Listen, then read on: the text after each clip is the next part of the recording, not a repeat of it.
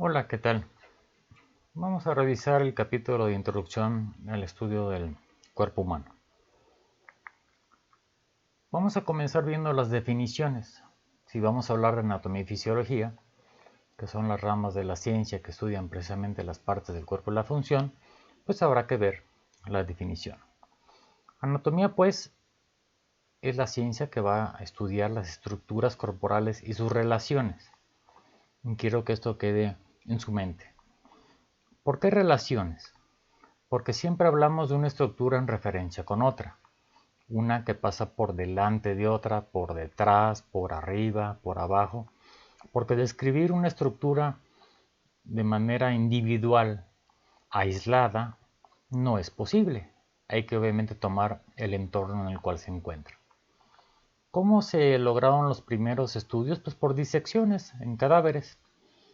Más adelante aparecen las diversas técnicas de imagenología médica que nos permite ver otra perspectiva de lo que es la anatomía.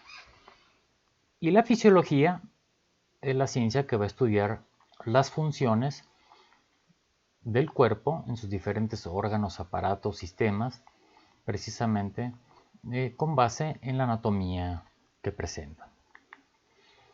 Existen varias subespecialidades encargadas de cosas muy específicas en relación con la anatomía y la fisiología. Por ejemplo, en esta tabla les pongo la anatomía macroscópica, aquella que puede ser estudiada sin necesidad de un microscopio.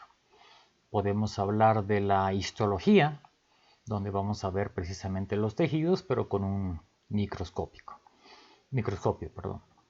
Tenemos también la anatomía radiográfica o radiológica, que implica la utilización de rayos X.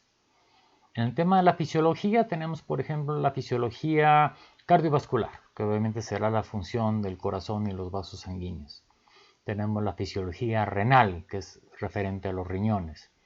Y tenemos, por ejemplo, la fisiopatología, que son todos los cambios funcionales asociados con la enfermedad y el envejecimiento. Entonces, la estructura y la función van muy de la mano, porque la estructura va a permitir que se lleve a cabo cierta función. Por ejemplo, los pulmones están hechos para mover oxígeno, para que haya intercambio, no están hechos para producir orina, y viceversa. Y por ejemplo, las estructuras están puestas de una manera para la cual se diseñó. El cráneo, por ejemplo, que es una cavidad que protege al encéfalo, la parte más importante del sistema nervioso central. Entonces, la estructura tiene un porqué y también la estructura tiene un para qué nos puede permitir cierta estructura realizar una función y no otra. El cuerpo lo revisamos desde un punto de vista de organización estructural, que va de lo más sencillo, por ejemplo, el nivel químico, pasando después por el nivel celular, pasamos al nivel tisular, al nivel de órganos, al nivel de aparatos y sistemas y finalmente el todo completo o un nivel de organismo. El nivel químico es el más básico y aquí recordarán el tema de los átomos, que son la unidad más pequeña de materia, y que los más esenciales son el carbono, el hidrógeno, el oxígeno, el nitrógeno, el famoso chon, pero también tenemos otros muy importantes como el fósforo, el calcio, el azufre, entre otros. Cuando dos o más átomos se unen, forman una molécula. Y aquí tenemos moléculas de ácido desoxirribonucleico, moléculas de glucosa, etc. En nivel celular, las moléculas se van a combinar ahora para formar células. Y recuerden que la célula es la unidad estructural y funcional básica del organismo. Hay muchos tipos de células en el cuerpo, por mencionar algunas, las musculares, nerviosas, epiteliales, etc. El nivel tisular, un tejido es un grupo de células que tiene una función determinada. Es las células como tal y los materiales que les rodean. Y hay 4 tipos básicos de tejidos, que son el epitelial, conectivo, el muscular y el nervioso, que revisaremos en otro momento. A nivel de órganos, los tejidos se van a unir para formar órganos, y estos órganos tienen 2 o más tejidos diferentes y van a tener una función específica y una forma identificable.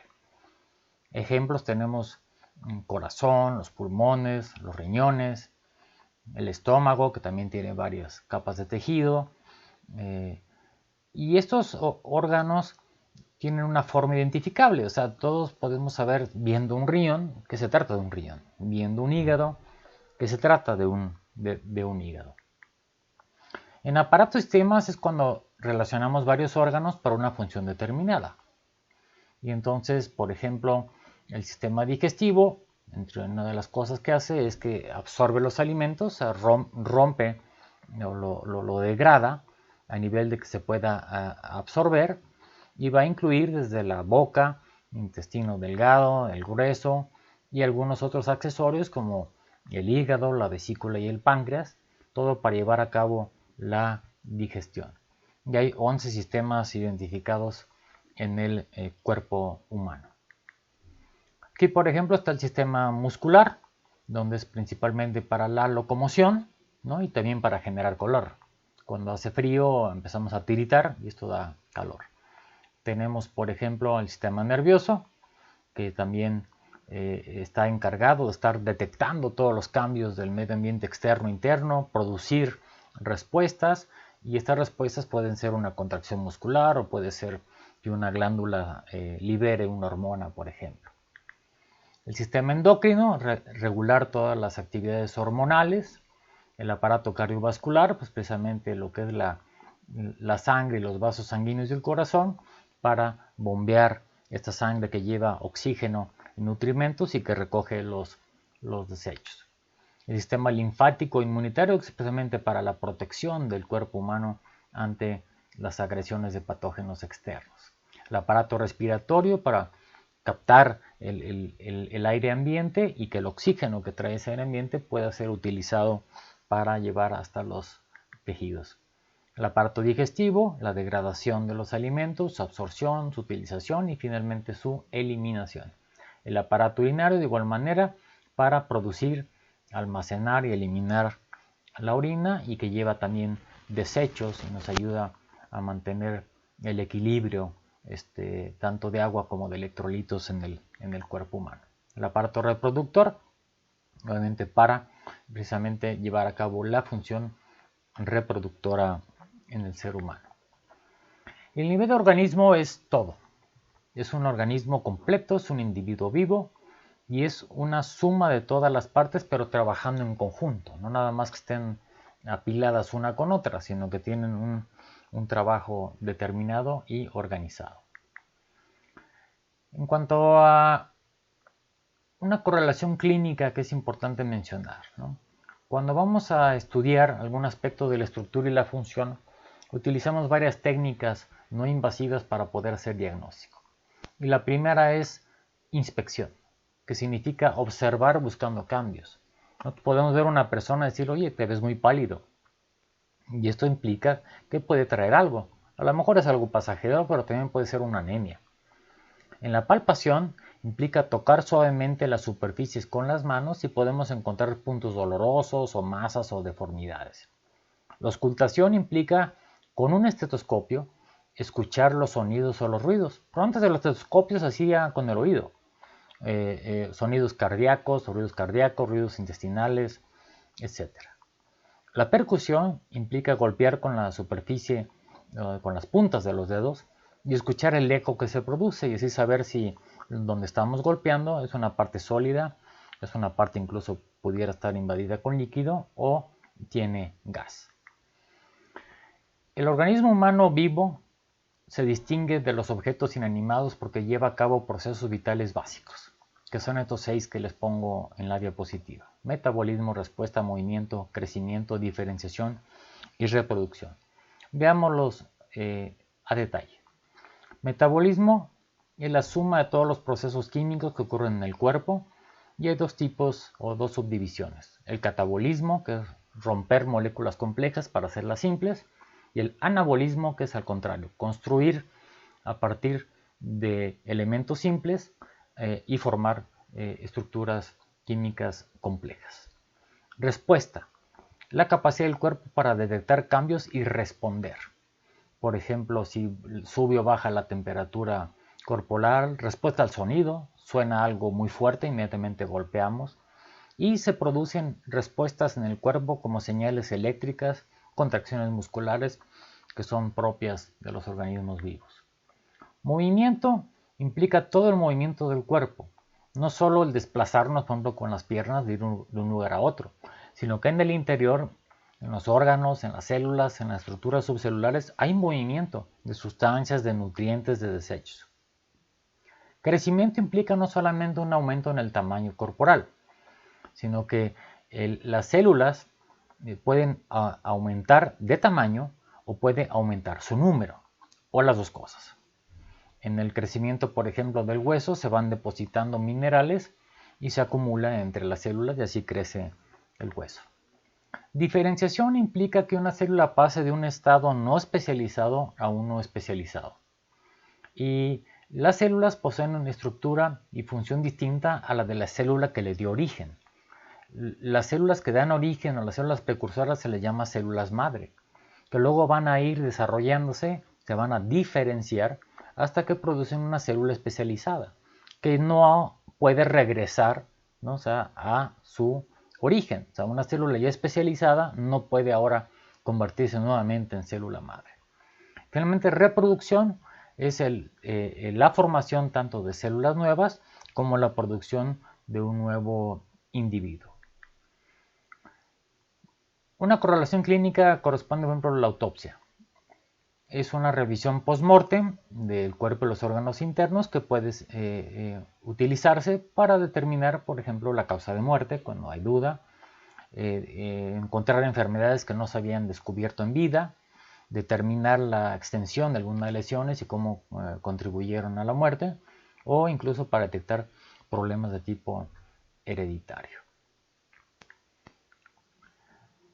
Homeostasis es un término que significa equilibrio o balance, tanto en el medio ambiente interno que permite que todo lo que se lleva a cabo, todas las reacciones que se llevan a cabo sean compatibles con la vida porque se mantiene todo en límites estrechos. La glucosa, por ejemplo, va a variar entre 70 y 110 miligramos por decilitro. Esto independientemente si tuvimos un ayuno o desayunamos bien. O sea, son niveles controlados y el cuerpo tiene que mantener precisamente su medio ambiente interno dentro de límites normales. Y esto lo llamamos homeostasis. Los líquidos corporales también son parte de esta homeostasis y los podemos encontrar dentro de la célula o fuera de la célula. Hay un líquido intracelular y un líquido extracelular. Y en estos líquidos hay solutos disueltos también que pueden estar en estos espacios. Además, fuera de la célula lo encontramos bañando a las células y los tejidos y eso lo llamamos líquido intersticial, pero no es el único lugar donde hay líquido extracelular. Por ejemplo, en el plasma, ¿no? Que es el líquido extracelular que está en los vasos sanguíneos, la linfa que está en los vasos linfáticos, el líquido cefalorraquídeo que está en el encéfalo y en la médula espinal, el líquido sinovial en las articulaciones y el humor acuoso y el humor vítreo que encontramos en los ojos. Son otras ubicaciones de líquidos extracelulares. El líquido intersticial, precisamente su función va a ayudar a que se regule todas las células para que haya una composición constante y esto mantenga un equilibrio del medio ambiente interno y que este líquido intersticial también se está moviendo. O sea, a través de los capilares, por ejemplo, que son los pequeños vasos sanguíneos, atraviesan líquidos y atraviesan nutrientes como glucosa o oxígeno o iones y van hacia las células de los tejidos y también a su vez van a retirar desechos como el dióxido de carbono que se producen por el metabolismo celular. ¿Cómo se controla la homeostasis? Pues esta constantemente se está monitorizando y puede ser sujeto de variabilidad. Por ejemplo, algunas agresiones físicas, hace mucho calor, ¿no? O una falta de oxígeno, que puede ser, no sé, hasta escalar una montaña, ¿no? Cambios en el medio ambiente interno, cuando cae la glucosa porque no desayunamos, entonces tiene que haber ciertos ajustes para la glucosa que está guardada se ponga en el torrente sanguíneo y se puede llevar a todo el cuerpo.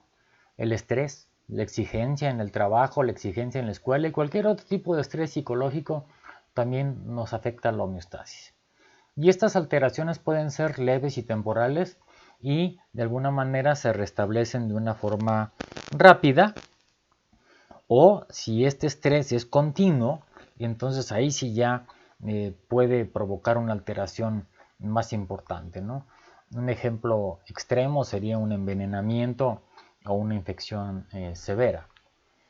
Entonces, ¿cómo es que se regula la homeostasis? A través de unos ciclos de eventos que están monitoreando y remonitoreando cada una de estas variables, la presión, la temperatura, y estos ciclos de eventos están ayudando a que se mantengan en niveles normales o límites normales varias constantes o varios elementos.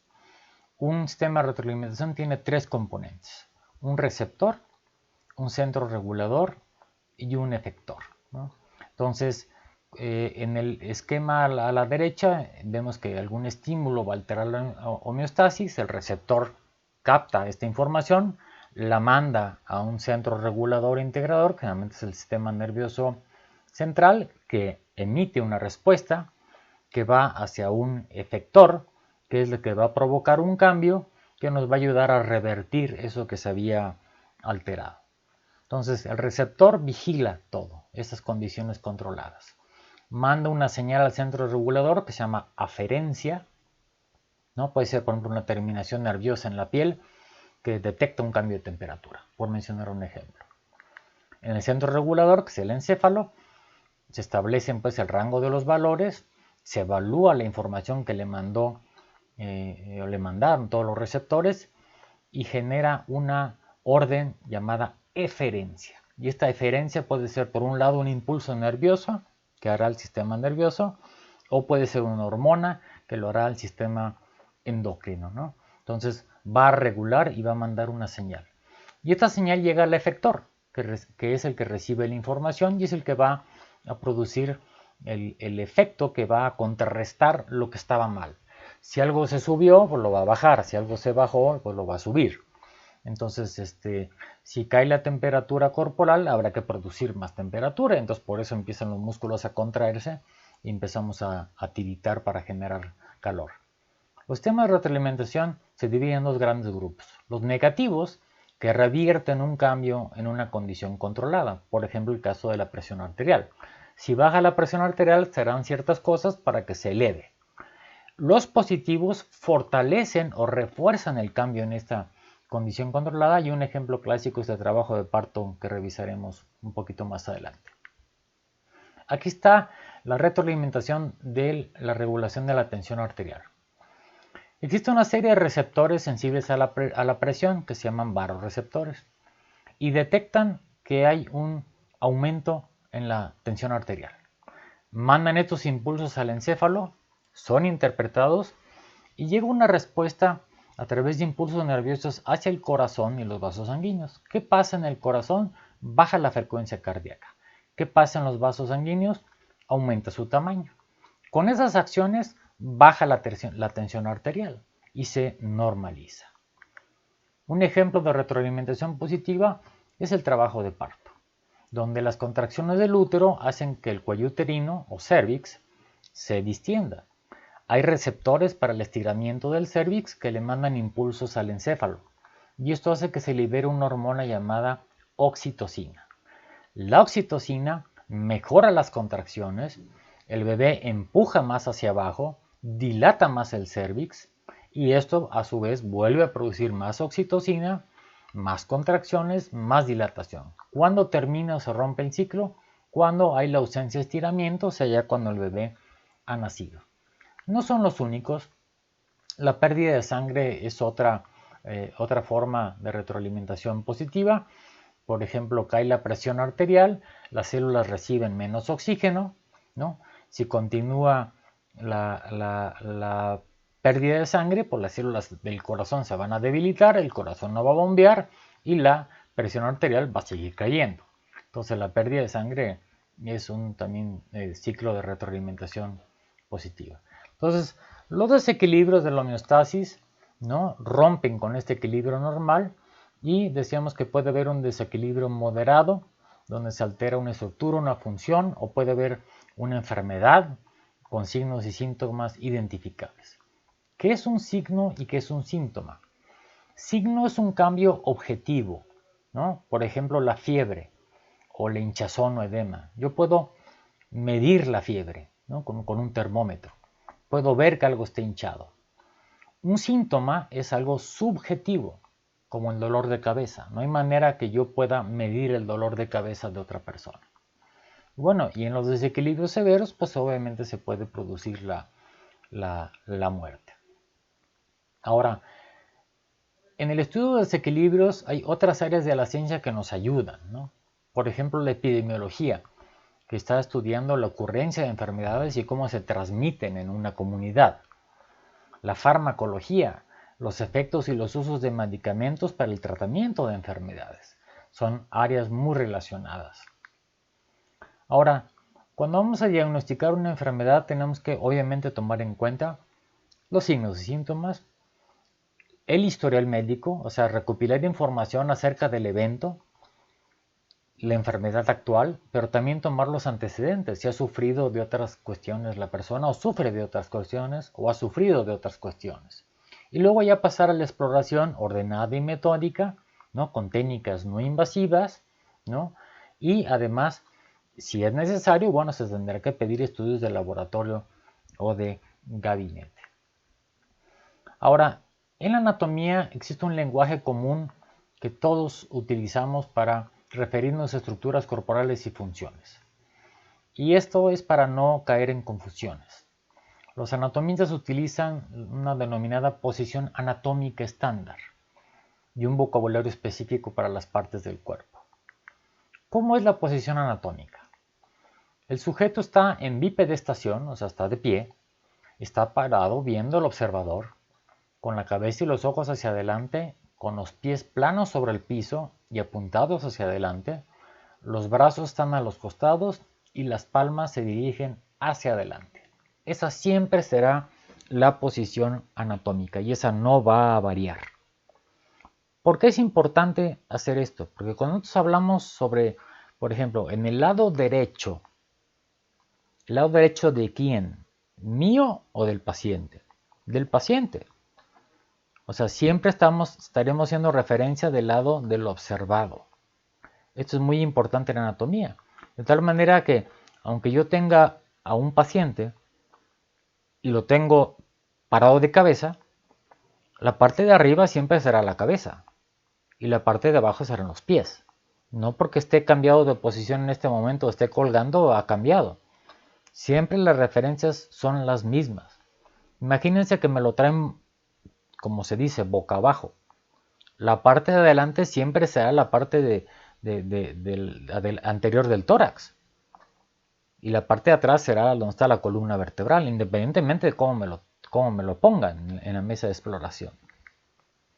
Entonces, hay varias zonas donde se tienen que conocer, como por ejemplo lo que será la cabeza, el cuello, el tórax, el abdomen, la pelvis, extremidades superiores, extremidades inferiores, el muslo, la pierna, el tobillo, el pie, en fin, estas regiones corporales, estas denominaciones siempre hay que tenerlas en cuenta y no cambian, siempre serán las mismas. Entonces, sabemos que en la posición anatómica el cuerpo está erguido, pero bueno, normalmente cuando revisamos a alguien está recostado sobre una camilla o sobre una cama o donde sea, ¿no? Y hay también terminología para describir cómo está.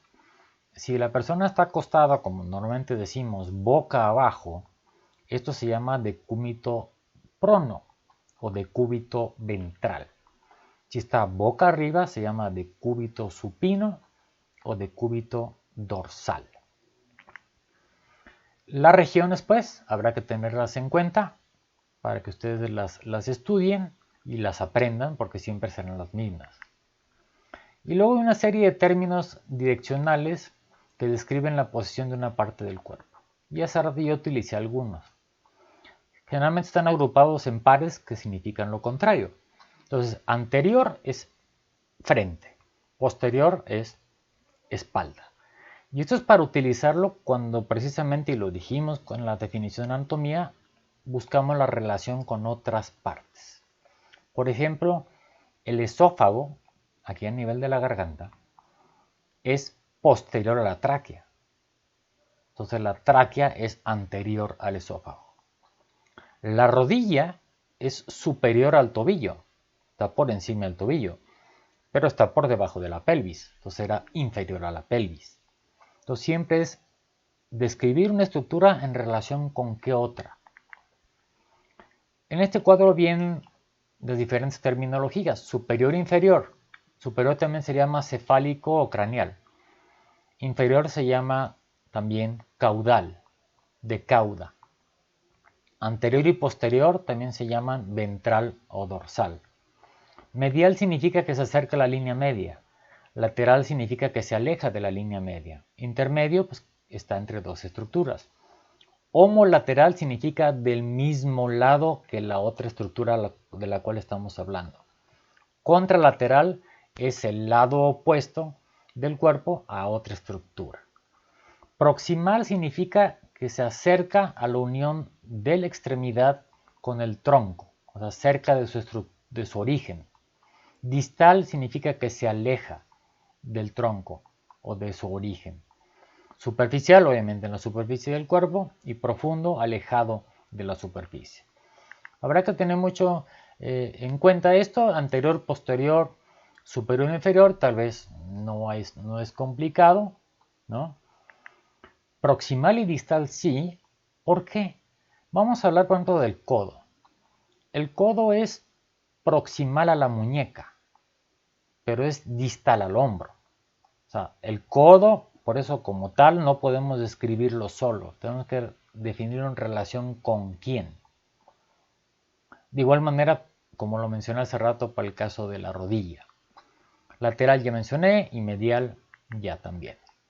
Ahora, hay ciertos planos y cortes que se pueden aplicar al cuerpo que dividen o que atraviesan de manera imaginaria el cuerpo. Por ejemplo, un plano sagital divide el cuerpo en dos lados, derecho e izquierdo. Cuando lo divide en dos lados casi iguales, hablamos de un plano medio sagital.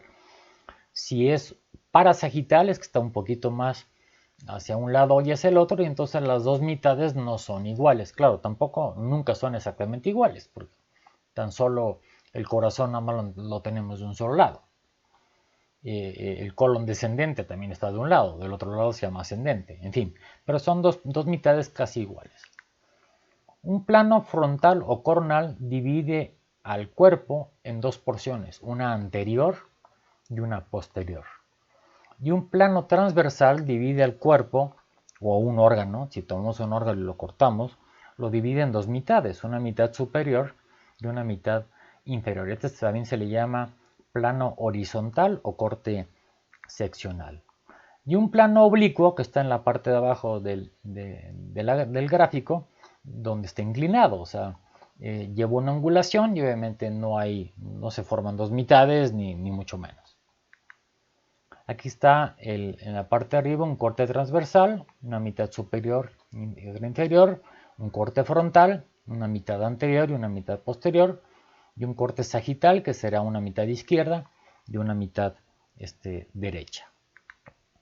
Ahora, dentro del cuerpo hay varios espacios que nos ayudan a proteger y a separar y a dar soporte a varios órganos, entre ellos la cavidad craneal, la cavidad torácica y la cavidad abdominopélvica. Aquí se puede ver en color amarillo en la cavidad craneal en la parte de arriba y que se comunica con el conducto vertebral. Y esto incluye todo el sistema nervioso central. La cavidad torácica en azul, que tiene a su vez varias cavidades que es la cavidad pleural que rodea lo que son los pulmones, la cavidad pericárdica que rodea el corazón y el mediastino, que es la porción central que está entre el esternón por delante y la columna vertebral por atrás, y por ahí está parte del corazón, los grandes vasos, la vena cava superior, la arteria, la vena cava inferior, la arteria aorta. Y más abajo, en color verdecito, está la cavidad abdominopélvica, que a la parte superior es el abdomen y la parte de abajo es la pelvis. Entonces, tenemos estas cavidades, una cavidad craneal que tiene huesos que van a dar protección al encéfalo, el canal vertebral que también está formado por la superposición de las vértebras y que protege la médula espinal, y además toda esta cavidad, tanto la craneal como la vertebral, tiene una cobertura de unas membranas llamadas meninges, a lo mejor usted ha escuchado el término meningitis, que van a proteger precisamente a estas estructuras. La cavidad torácica, adelante está el esternón, está en las costillas y en la parte de atrás está la columna vertebral, más aparte músculos del tórax que están rodeando toda esta cavidad. Dentro de la cavidad ya les mencioné que había una cavidad pleural, derecha e izquierda, en medio hay una cavidad pericárdica que rodea al corazón y también por ahí encontramos el mediastino. El mediastino pues es la parte central, en medio de los dos pulmones, adelante el esternón, atrás la columna vertebral, ¿sí? Y además en la parte de abajo estará el principal músculo de la respiración, que es el diafragma, ¿no? Que es el que realmente separa lo que será la cavidad torácica de la cavidad abdominopélvica.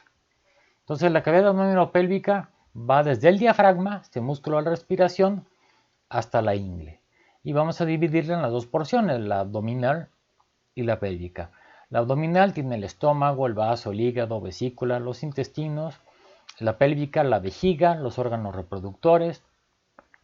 Y esto lo vamos a ubicar aquí en este esquema, ¿no? En la parte de arriba está el abdomen, en la parte de abajo de la línea punteada está la pelvis. Las vísceras también tienen, vale la pena mencionar, que tienen una membrana que las cubre, es una membrana serosa. En general toda la cavidad, tanto la torácica como la abdominal, tiene un recubrimiento. En el caso de la abdominal, el recubrimiento es de toda la cavidad abdominal y aparte cada órgano en particular tiene un recubrimiento. La membrana que cubre la pared de la cavidad se llama capa parietal y la que está adosada a la víscera en particular es la capa visceral. Entonces, estas capas que hemos mencionado, en el caso de la cavidad pleural se le conoce como la pleura, y hay una pleura parietal que recubre la pared torácica y una visceral pegadita al pulmón. En el pericardio igual, hay un pericardio parietal que va a recubrir parte de la pared torácica y en cambio el visceral recubre solamente el corazón. Y el peritoneo, nuevamente como lo comenté, un peritoneo parietal rodeando toda la cavidad abdominal y el visceral solamente a los órganos en particular. Este es un corte anatómico donde se puede ver la cavidad torácica en un corte sagital. Ahora, hay otras cavidades en el cuerpo, la cavidad oral, de la boca, que incluye la lengua y los dientes, la cavidad nasal, la nariz, orbitaria, que es el ojo, el oído medio, que contiene los huesecillos auditivos, y las cavidades sinoviales en las articulaciones. Ahora, las regiones abdominopélvicas se utilizan para describir zonas dentro de esta cavidad abdominopélvica. ¿Cómo se hace? Bueno, se trazan dos líneas horizontales y dos líneas verticales. Las líneas horizontales se llaman líneas subcostales y van abajito de la parrilla costal. La otra línea horizontal es un poquito abajo de la prominencia del hueso de la cadera. Y las dos líneas verticales se ponen a nivel de la parte media de cada clavícula. A veces coincide con la parte media de las tetillas, no siempre. Entonces, como un juego de gato, donde se van a formar ahí 9 regiones o 9 espacios como si fuéramos a jugar un gato. ¿Cómo se llaman las cavidades o las zonas? Bueno, las de arriba comenzaré por el lado derecho del paciente, es el hipocondrio derecho. La parte en medio es el epigastrio y la otra es el hipocondrio izquierdo. Voy a la segunda línea. La parte central es el mesogastrio, el flanco derecho y el flanco izquierdo. Voy a la parte inferior. La parte media es el hipogastrio, fosa ilíaca derecha y fosa ilíaca izquierda. Entonces, estas 9 regiones nos ayudan a ubicar ciertos órganos. Pueden ver ustedes, vamos a ver el hígado. El hígado está en el hipocondrio derecho, pero también en el epigastrio. El apéndice. El apéndice se encuentra normalmente a nivel de la fosa ilíaca derecha. Y así vamos a ubicar diferentes órganos en qué zona están. Otra forma que se utiliza es por cuadrantes, pero esta se utiliza más en los países angloparlantes, donde hacen 2 cuadrantes superiores y 2 cuadrantes inferiores. Nosotros utilizamos mucho más las 9 regiones, pero se los dejo simplemente para su conocimiento. Ahora hablé de que la anatomía ha ido mejorando cada vez más por medio de las técnicas de imagen. Algunas son recientes y otras ya tienen muchos años. Y es para visualizar las estructuras corporales, ¿no? Yo creo que de las más antiguas, desde los años 40, pues son las radiografías. Entonces aquí, por ejemplo, es una radiografía de tórax, ¿sí? Son de bajo costo, son rápidas de hacer. Las estructuras huecas aparecen en negro o gris, por eso aquí los pulmones no se ven, se ven oscuros, ¿no? Los rayos X no atraviesan estructuras densas como el hueso, por eso se ven así como en color blanco, ¿no? A baja dosis también se pueden ver ciertos tejidos blandos. Por ejemplo, aquí al lado izquierdo de la pantalla es una mamografía o mastografía. Del lado derecho de la pantalla es una densitometría ósea. Tenemos otras técnicas donde se le agrega un medio de contraste y en el lado izquierdo de la pantalla está un angiograma del corazón. En la parte media está una pielografía intravenosa para ver un cálculo en un riñón. Y del lado derecho de la pantalla está un enema varitado de colon, donde se mete un medio de contraste por el colon y pinta el colon. Y se puede ver ahí un pequeño defecto de llenado que está señalado por una flecha blanca, donde no llenó y probablemente se trate de un cáncer. Tenemos la tomografía axial computarizada, que permite ver estructuras tridimensionales. Se puede ver mejor el tejido blando, mejor que con una radiografía, ¿sí? Y se puede utilizar en varias partes del cuerpo. Esta es una tomografía torácica donde se ven varias zonas de densidad a nivel del pulmón que no son normales. Tenemos la tomografía axial computarizada, donde se ven estructuras adicionales cuando inyectamos un medio de contraste y que puede dar un modelo tridimensional. Entonces, esto también la puede hacer la misma tomografía, sobre todo las más recientes. La resonancia magnética nuclear es mediante campos magnéticos de alta energía, puede dar imágenes bidimensionales o tridimensionales. El único detalle es que no se puede utilizar cuando hay algún metal presente, ¿no? Y este magneto actúa como tal. Y si ustedes dejan algo metálico dentro de la sala de resonancia, se va y se pega al magneto, al generador del campo magnético. Y se puede utilizar también una variante que es a color para dar mayor contraste. Pero vean que es casi un corte real, ¿no? También podemos utilizar esta variante de la resonancia magnética, que es la imagen con tensor de difusión, donde se rastrea el movimiento de moléculas de agua, por ejemplo aquí en este caso en los axones, que son las prolongaciones de las células nerviosas, en el encéfalo. Tenemos el ultrasonido, que son ondas de sonido de alta frecuencia, también se llama sonografía, no es invasivo, no duele, no se requiere medio de contraste. Y por ejemplo, bueno, aquí en el embarazo, esta es una ultrasonografía tridimensional donde se puede ver perfectamente a la criatura, ¿no? La gammagrafía o el rastreo con radionúclidos implica que se inyecte una sustancia por vía intravenosa que es radioactiva y este produce rayos gamma que se detectan con una cámara. La intensidad del color representa la cantidad de captación y esto se utiliza para un estudio especial que se llama el SPECT, que es una tomografía computarizada por emisión de fotón único. Es una técnica muy especializada. Tenemos la tomografía por emisión de positrones o la PET. Y esta tomografía, la sustancia que se inyecta emite positrones, o sea, partículas cargadas positivamente. Y estos positrones colisionan entre sí y con los electrones de carga negativa en los tejidos y se producen rayos gamma. Y estos se pueden captar mediante una pantalla. Y eso se utiliza para evaluar básicamente la fisiología de varias estructuras corporales. Finalmente, la endoscopía, y se utiliza un aparato tipo cámara, un instrumento iluminado con una lente y que se proyecta en un monitor, ¿no? Y este es un endoscopio que se puede ver en la imagen, pero también se puede utilizar tipo endoscopios para hacerlo, por ejemplo, vía rectal para ver el interior del colon o al interior de alguna cavidad y se llama laparoscopio, ¿no? Puede ser al nivel de la cavidad abdominal o puede ser a nivel de una articulación y se llamará artroscopio.